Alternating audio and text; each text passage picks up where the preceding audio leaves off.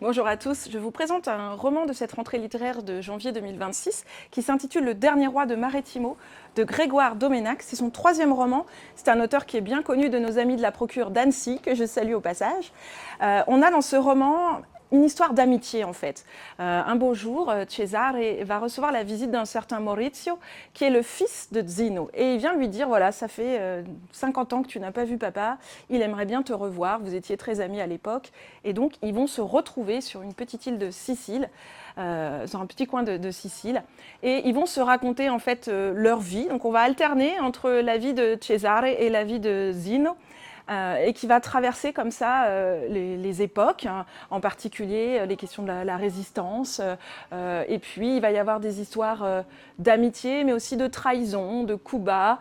C'est vraiment l'histoire d'une vie, l'histoire de la vie, peut-être de manière plus universelle, autour, comme vous le montre sur la couverture, autour du jeu d'échecs qui lie les deux hommes et cette passion qui représente bien, qui est une image en fait de leur vie, avec le jeu de ce qu'ils vont faire dans la vie, les défis, les femmes qu'ils vont rencontrer, les obstacles, l'ambition, le défi, tout ce qui va pouvoir se jouer dans leur vie et cette belle amitié qui finalement résiste comme ça au temps.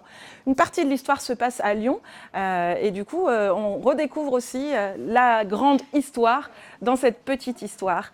Un superbe roman que je vous invite à découvrir, Le dernier roi de Marettimo.